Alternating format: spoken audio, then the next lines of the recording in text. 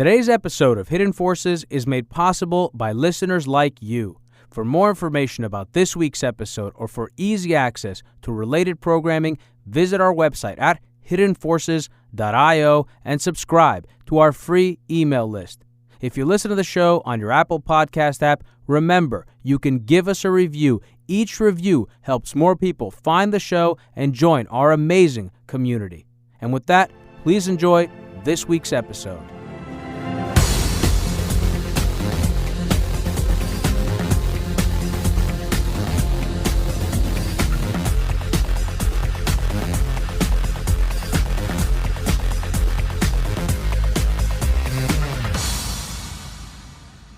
What's up, everybody? My guest on this episode of Hidden Forces is Charles Kupchan, a senior fellow at the Council on Foreign Relations, a professor of international affairs at Georgetown University, and served as special assistant to the president for national security affairs in the Obama White House, and also served on the National Security Council under President Bill Clinton. He is here today to talk about the subject of his latest book, Isolationism: A History of America's Efforts to Shield Itself from the World. Professor Kupchan, welcome to Hidden Forces. Very nice to be with you, Dimitri. It's great having you on. So for those who haven't read your book, because I think, when is it already officially out? Yes, it officially came out on the 1st of October. Okay. So we're actually recording this today on the 7th. For those who haven't read your book, how would you describe it for our listeners, and what was your objective in writing it? Well, I would say it's the first book to tell the story of isolationism across U.S. history. I start with the French and Indian Wars in the 1760s and go right up to the Trump administration and the 2020 election that we're about to witness. So, for starters, it's simply a historical overview of this impulse that has been with the country since the very beginning, and that is to avoid foreign entanglement, to operate on the principle that getting involved in the troubles of others only invites them to come mess around with us. Nobody, interestingly enough, had ever really told that story. There's a story about the founders. There's a book on isolationism in the 30s, actually many books. There's a book about Woodrow Wilson and the defeat of his effort to bring the country into the United Nations, but nobody kind of did the soup to nuts book.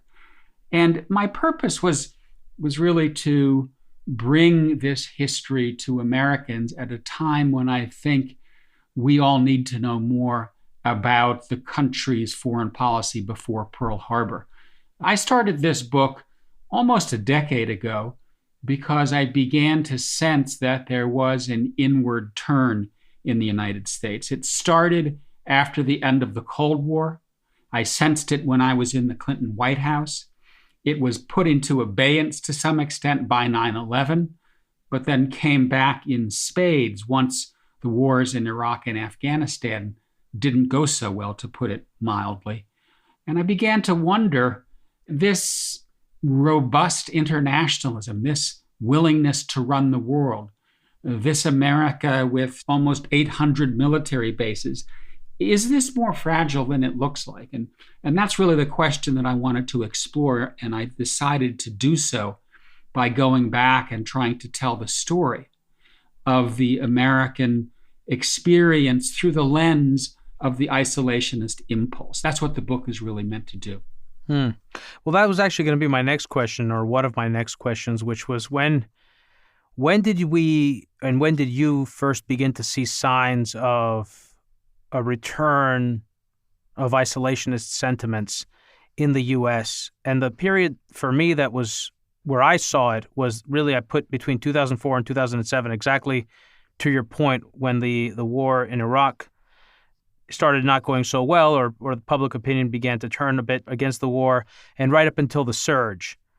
And also in the early 90s, I think most notably with the popularity of Pat Buchanan's message. Those were kind of the two periods that I remember. But when did you first begin to see signs, and what were those signs? I think that the biggest clonk on the head for me was Clinton's reluctance to engage in the Balkans. You'll remember that not soon after the Cold War ended, Yugoslavia began to fall apart. And the George H.W. Bush administration basically said, we don't have a dog in this fight. We're going to stay out of the Balkan Peninsula. Clinton, when he was a candidate, said, we're not going to let that happen. We're going to do something about this. This is a humanitarian disaster. And then he gets into office, and I was there at the beginning, so really the first couple of years, and he was quite reluctant to get involved. There was a lot of pushback from the Pentagon, and eventually he did get involved. And we had the war for Bosnia and the Dayton Accords, and eventually the intervention in Kosovo to push out the Yugoslav army and stop the ethnic violence between ethnic Serbs and ethnic Albanians. But that's when I began to say, something's going on here. And you're right, Dimitri, to point to Newt Gingrich as a turning point, because I think that it's in the 1994 midterms, when the Republicans did well, that you really begin to see the collapse of what I call in the book the bipartisan compact between moderate Republicans and moderate Democrats behind liberal internationalism, behind a formula of combining American power with partnership, power plus partnership. That was the formula of liberal internationalism that really emerged under Roosevelt during World War II and was alive and well right through the Cold War up until the 1990s. That compact starts to come apart after the 94 midterms. And ever since then, I think Democrats and Republicans have really gone in different directions on foreign policy, which is one of the reasons that I think the country has been adrift, and one of the reasons that there is a kind of isolationist comeback of a sort that is very important. And I think it's quite visible in Donald Trump's America First. After all, when he said America First, it's only America First in his inaugural address, he was going back to the mantra of interwar isolationism. The America First Committee was born in 1940 to stop Roosevelt from sending aid to the victims of Nazi aggression. They fought tooth and nail to keep the U.S. out of World War II. And so Trump hearkening back to the America First days was, to me, a strong sign that the isolationism, the turn inward that I saw in the 1990s was really gaining steam and, in fact, taking root in the White House. And in my mind, Trump is not the cause of it. He is more the symptom, the visible manifestations of a country that, at least from his mind, wants to step away from having bitten off more than it can chew. So isolationism has tended to have a bad name, certainly during this period of liberal internationalism. And I wonder, I guess one of my questions is that merited? One. Two, where does that narrative come from? And that maybe three could open the door to really explore the history before the 1940s, which you document so well in all of these different stories, whether it's the Spanish-American War or the Monroe Doctrine, and maybe explore how isolationism actually served the nation well during that period. You're right to point out that isolationism is today a dirty word. And if someone calls someone else an isolationist, it's really an epithet. It's an attempt to denigrate them and isolate them politically. And one of the things I wanted to do in the book is to refurbish isolationism's reputation, not because I'm an isolationist. I'm not. I'm sure we'll get to that later. But because I think that the country needs to have a searching, open debate about the future of its role in the world, and that anybody who says, hey, let's lighten the load, let's step back, let's let others do more, they shouldn't be called an isolationist. And so I think it does a disservice to the quality of debate in this country to continue to use the notion of pulling back, of lightening our load abroad as some sort of insult. But that's the way it's been since 1941.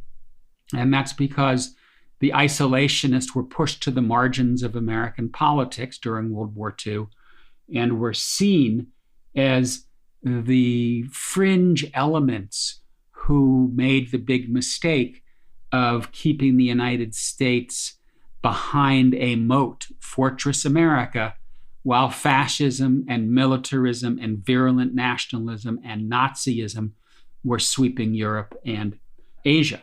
And I agree with that. I think that the isolationism of the 1930s was a diluted bout of a search for strategic immunity that led to a disaster, the bloodiest, most costly war in the history of the world, in which 400,000 Americans lost their lives. And I mean, it was a big mistake for the United States not to engage earlier. That having been said, I think if you go back to the 19th century, you see a brand of isolationism which served the country well. And the isolationist impulse goes right back to the founding days. And the guiding advice came from President George Washington in his farewell address of 1796, in which he said, "The great rule of conduct for us is to have commercial relations with everybody and entangling alliances with no one." And for the rest of the 19th century, until the Spanish-American War, the United States stayed home. Now, the U.S. was extremely expansive in North America, trampled on Native Americans, grabbed a whole lot of land from Mexico, tried several times to take over Canada, but it didn't go further. And that's because there was a consensus that the United States had no business expanding beyond North America. There actually, if I'm not mistaken, it was in your book, as I do so much reading for this program, sometimes I confuse different authors, but I think in your book you made the argument that those who argue that westward expansion was a form of internationalism were making a faulty argument. Is that correct? You know, it's a form of internationalism if internationalism is equated with expansion, because we certainly engaged in territorial expansion. It's not internationalism if it means intermixing with foreign people, because in general, the United States western boundary followed the extension of white settlement. And there was a racial quality to American identity. There still is for some Americans. And therefore, the idea was that the Union would expand in step with the frontier of white settlement. And then when it came to going beyond that, one of the reasons that the government and the public kept saying no was in part because they were not deemed to be part of the American experiment. Blacks, Latin Americans, Hawaiians, Asians, they were not American in the more ethnic sense of the word. And as a consequence, that was a brake on expansion. There were also other motivations, such as we don't want to entangle ourselves in great power politics. We want to be an exceptional nation and not go down the path of empire. But certainly the question of race and who participated in the American experiment was part of the explanation for why the U.S. went to the Pacific coast, but did not go further. So, I mean, that part of the history is actually very fascinating, the racial components because of America's history with racism, with slavery, and the sorts of populations that existed in Latin America. And I have a lot of really great illustrations in the book from Puck and some from...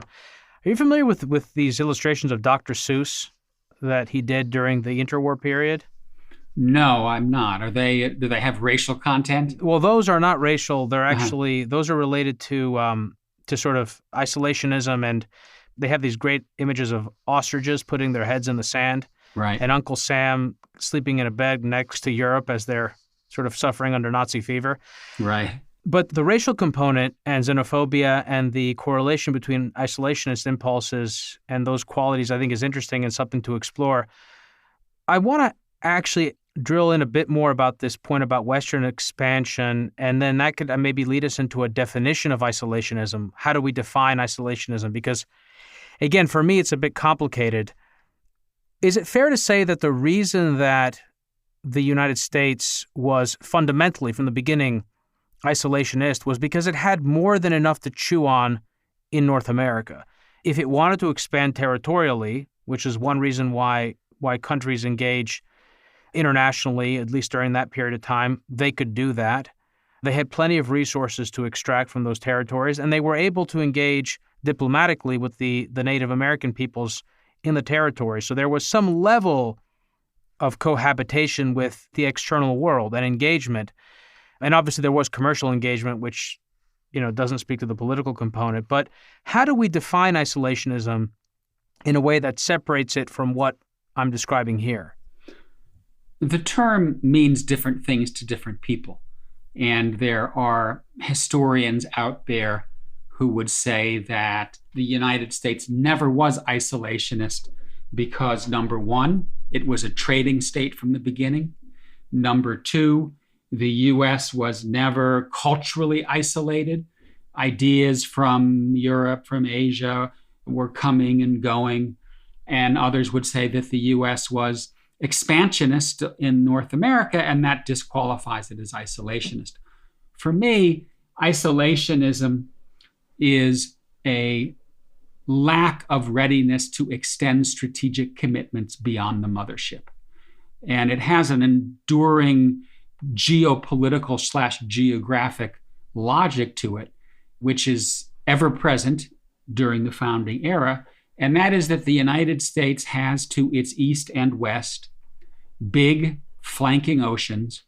It has to its north and south smaller, relatively mild neighbors. And as a consequence, the United States should bank on that natural security. And yes, during the early decades, we didn't have natural security because we were surrounded by the British, the French, the Spanish, and also the Russians that had territory up in the north, Alaska. And so part of realizing isolationism was to gradually push, one by one, European powers out of the Western Hemisphere. And that, to me, was really the sort of double-edged goal of America over the 19th century. One, to expand westward and become a formidable North American redoubt. And two, while that process moves forward, to gradually unseat all European powers from their strategic presence in North America. And that generally worked. The French left early on. The Spanish stuck around until 1898, but then we booted them out in the Spanish-American War. And then the British left relatively early in the 20th century after Anglo-American rapprochement, pulling out their last troops from Canada right around 1905, 1906. So the part of the book that I found most illuminating and interesting is not the geographical or national security conditions that would make isolationism a viable or intelligent or strategically advantageous strategy, but rather the way in which American political history and culture told stories about itself and its own relationship to the world that ultimately became self-fulfilling prophecy. First of all, would you agree with that interpretation? That this was the strongest source of the isolationist impulse in American life is actually a cultural one? I would agree with that. And, culture is a slippery concept. And I think the geographic dimension ended up being part of our culture and our identity. And in my mind, it all can be wrapped up in the concept of American exceptionalism. And this is going to sound bizarre to most listeners because ever since 1941, American exceptionalism has basically been a justification for running the world. Mm-hmm. The U.S. sees further. The U.S. knows better. Everybody in the world, in the end of the day, wants to be a liberal Democrat. It's our responsibility to let them find that outcome. Before 1941, and certainly before 1898, American exceptionalism was exactly the opposite. It was a justification for running away from the world because Americans believed that even though they had an obligation to share their experiment with others, they would do so only through the power of their example. And the fear was that anything more ambitious than playing the role of exemplar would threaten that experiment itself. One, because early Americans were terrified of domestic tyranny, and they feared that if we aspired to be a great power, we'd have an overweening federal government, large military establishments, high taxation, and that our ambition abroad would come at the expense of our liberty at home. And that, in many respects, was one of the guiding lights. Another part of the narrative that's very important here, and again, it is, I think, captured by the notion of exceptionalism, is that the United States is going to defend not just liberty at home, but liberty abroad, does not want to be entangled, does not want to let other countries tell it what to do.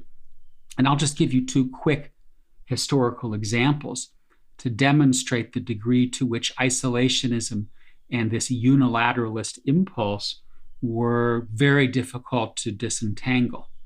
In 1778, we were losing the Revolutionary War.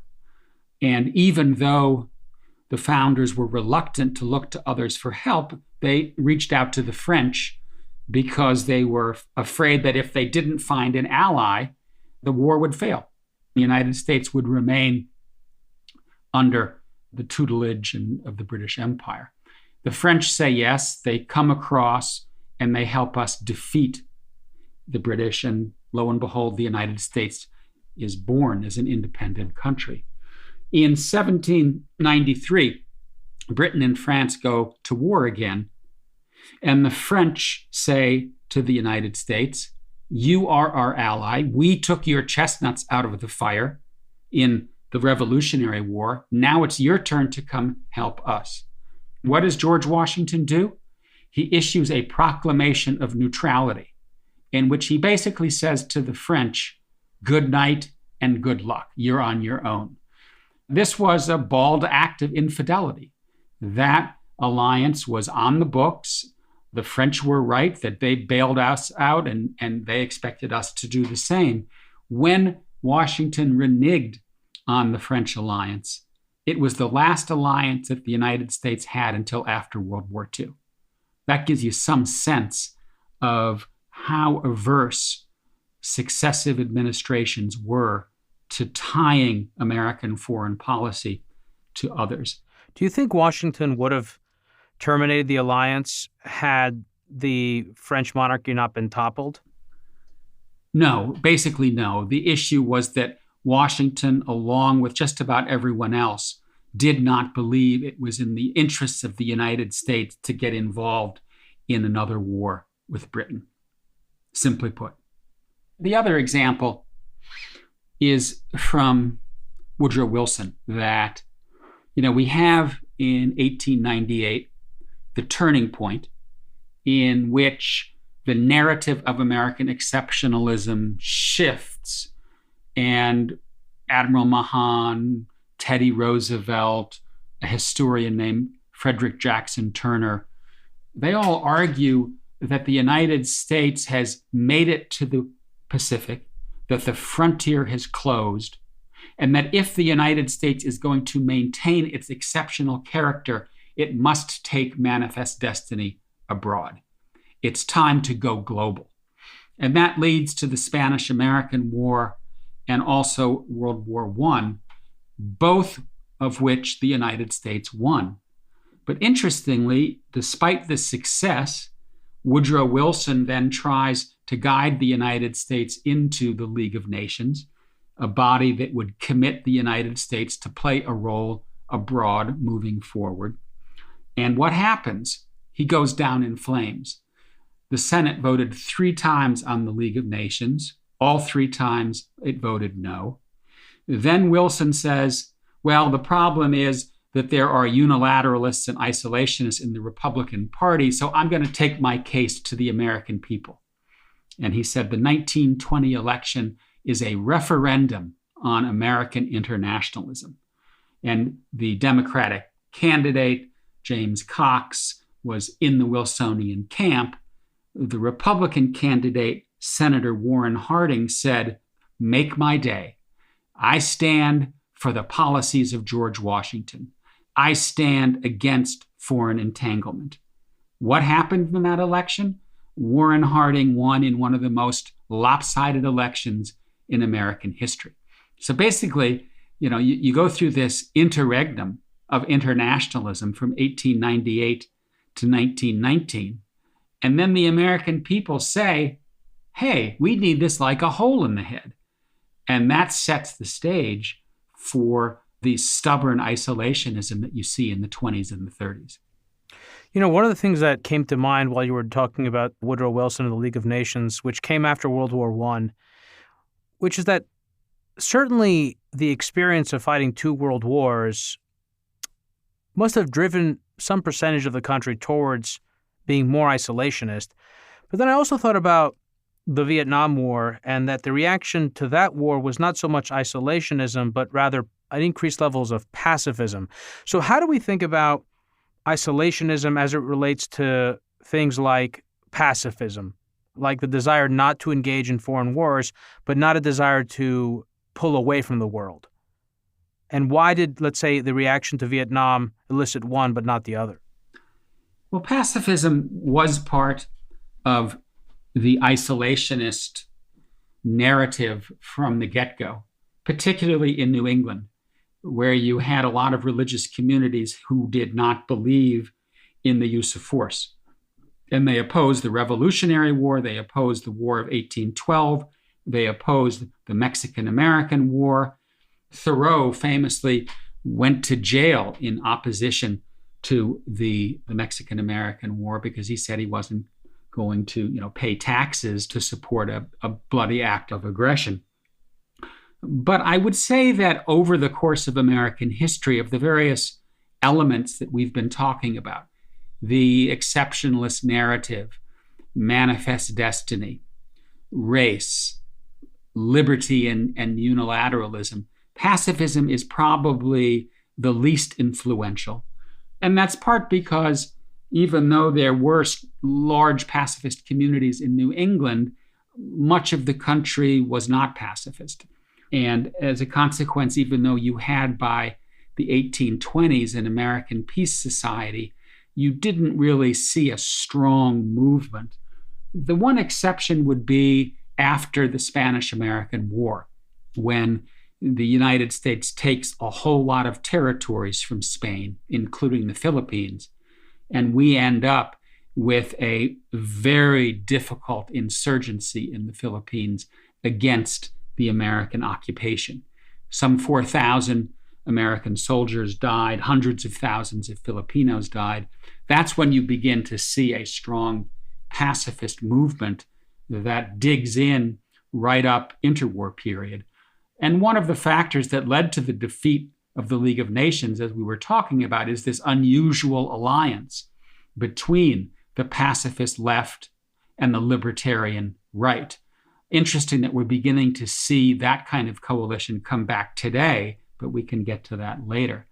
In regard to the Vietnam War, there was a pacifist movement, and there also was a stepping away, but I wouldn't call it isolationism, I would call it retrenchment. Richard Nixon put forth what was called the Guam Doctrine, which was, we will let our partners abroad do the fighting for themselves.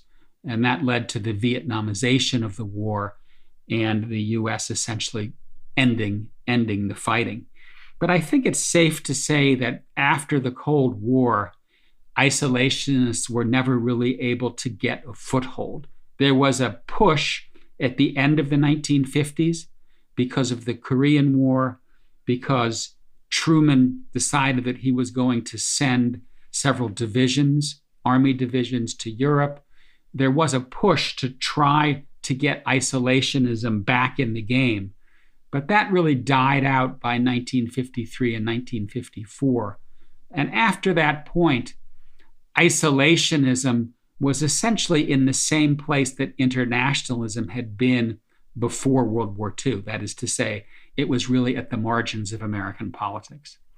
Do you think that if the Soviet threat had not emerged after the end of the Second World War, that American politics would have allowed the sort of expansion of military power that we saw during the course of the Cold War? In other words, could the United States, from its place where it was culturally and politically in 1945, could it have seized a unipolar moment like it attempted to seize in 1991 in the absence of the Soviet Union? Would Americans stood for that? It's an interesting counterfactual. And in some respects, the answer is that there was a sea change in American attitudes toward the world that took place during World War II that was irreversible. And I would point out that in 1945, before the Soviet threat emerged, the Senate passed the United Nations, the post-World War II order, the Bretton Woods institutions. And what you witness there is that the coming to life of the bipartisan center, with Republicans and Democrats together buying into a large peacetime presence abroad to help keep the peace. And this was in part because this exceptionalist narrative had in fact gone global, and the Roosevelt era had basically taken the realist bent of the War of 1898, combined it with the Wilsonian idealism of World War I, and created this amalgam of what we call liberal internationalism. Now, that having been said, if you look at what was happening in the mid-1940s after the end of the war, there was a clear downsizing of the defense budget. There was demobilization. And then once the communist threat starts to emerge, Truman actually has to scare Americans into taking it seriously. This was the Truman Doctrine when he was asking for assistance to Greece and Turkey to prevent the spread of communism. So yes, there are signs that the U.S. was settling back towards disengagement, but that was stopped in its tracks by the Soviet threat. And the Soviet threat also played an important role in silencing the libertarian right, because the America First movement during the interwar period, a lot of those people were hardcore right-wing libertarians, American nationalists. What happened once the Soviet threat came along was that anti-communism trumped anti-internationalism, and it trumped this hard right libertarian sentiment. So that's when you get the John Birch Society and these other kind of libertarian leaning, and I would say somewhat racist and anti-Semitic groups becoming internationalist. They weren't multilateralists. They didn't like the UN. They didn't like alliances, but they were ready to send American soldiers abroad because they thought that the real threat was communism. The communism became the unifying force. Here's another thought experiment. Do you believe that the United States could have entered either world war without a cataclysmic event like Pearl Harbor or the sinking of American ships by the Germans? Would we have entered either one of those wars without something like that? Is that how powerful the isolationist impulse is? Yes, those are good examples in the sense that, Wilson is remembered as this idealist, World War I, League of Nations, But from 1914 to 1917, he was a hardcore isolationist outside the Western Hemisphere. One of the interesting things about Wilson is that he was an imperialist and an interventionist in Latin America and the Caribbean. That started in 1898, and it continued right through the 1930s, some would argue right through to today. But when it came to commitments outside the Western Hemisphere, and in particular to inserting the United States into World War I, Wilson was, we don't have a dog in this fight. I see moral equivalence in the Germans and the French and the Brits. This is a garden variety war, basically for money and greed. We're staying out of it. And so all the isolationist tropes that guided American statecraft in the 19th century, they were alive and well in the Wilson administration until 1917. And then Imperial Germany starts sinking boats, American ships that are crossing the Atlantic to do business, because the United States believed that neutrality meant the ability to continue to trade with belligerents. But Germany said, nope, we're not going to let that happen. And that's when Wilson says, we're going to go to war. But he does so very much as an idealist. I would urge your listeners to get on the internet and go read his request to Congress for a declaration of war in April 1917. It's remarkable. It is all about principles and rights and saving the world for democracy. There's not a word about the national interest. And in part, that's what got him into trouble. He was too idealist. He said this is a fight for American values. And ultimately, when your sons are dying in the trenches, you want to know that it's more than a fight for American values. And the same would go for World War II, Dimitri. It's, especially when I began to dig into the 1930s, I was quite surprised by the public image of Roosevelt that exists today, in the sense that, yes, he was a great wartime hero. He pulled off the New Deal. But over the course of the 1930s, he was right in the midst of the isolationist mainstream, guiding one piece of neutrality law after another. And this was real tight neutrality. This basically said that the United States could do no business with any belligerent because we don't want to run the risk that what took us into World War I would happen again. He then changes his mind in 1939 after the fall of most of Western Europe. And he does so because he thinks that if the Nazis succeed in taking Britain, they will be powerful enough to come to the Western Hemisphere.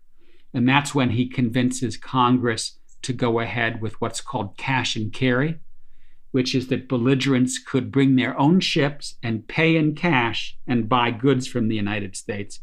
And then he goes ahead with the Lend-Lease program in 1941, where the United States starts giving ships and aircraft and other material to the victims of both Japanese and German aggression. But, and this is important, when he sold cash and carry and when he sold Lend-Lease to the Congress and to the American people, he said, I am doing this to keep us out of the war. I am doing this so that we don't have to go fight, but we will empower those people who are fighting for themselves. And even though that was his position, the America First Committee fought him doggedly because they believed that if we were supplying those that were fighting on the Allied side, we would eventually find ourselves at war. And that is, in fact, what happened. Had it not been for Pearl Harbor, it's really quite questionable whether the United States would have entered World War II. Well, I want to move the second part of our conversation into the overtime, Professor. And I'd like to actually spend most of that time applying the lessons of America's isolationist past to today. And whether or not we are, you write in the book that you make a case for what you call strategic retrenchment, which is, I guess, is a more thoughtful approach to isolationism. That's one way to maybe put it. But I've been thinking, I mentioned to you before we turn on the microphone that I spent the morning rereading parts of Barbara Tuchman's book, The Guns of August. And I've been thinking a lot, more and more in the last few months about comparisons between the present time and both the pre-World War I era as well as the interwar period. And I think there are commonalities and there are differences. And some of those came up for me when I was reading your book because, well, I mean, it speaks directly to the issue of internationalism or isolationism. So I'd like to delve into that dimension as well. And also, given how close we are to the November election, I think a discussion about the candidates, their platforms, and the implications of either a Biden or Trump presidency would also be worth discussing. For regular listeners, you know the drill. If you're new to the program, Hidden Forces is listener-supported. If you want access to the second part of my conversation with Professor Kupchan, as well as to the transcripts and rundowns to this episode and every other episode we've ever done, head over to patreon.com/Hidden Forces. There's also a link in the summary page to this episode with instructions on how to connect the Overtime feed to your phone so you can listen to these extra conversations just like you listen to the regular podcast. Professor, stick around. We're going to move the second part of our conversation into the Overtime. Today's episode of Hidden Forces was recorded in New York City. For more information about this week's episode, or if you want easy access to related programming, visit our website at hiddenforces.io and subscribe to our free email list. If you want access to Overtime segments, episode transcripts, and show rundowns full of links and detailed information related to each and every episode, check out our premium subscription, available through the Hidden Forces website or through our Patreon page at patreon.com/Hidden Forces. Today's episode was produced by me and edited by Stylianos Nicolaou. For more episodes, you can check out our website at hiddenforces.io. Join the conversation at Facebook, Twitter, and Instagram at Hidden Forces Pod, or send me an email at dk@hiddenforces.io. As always, thanks for listening. We'll see you next week.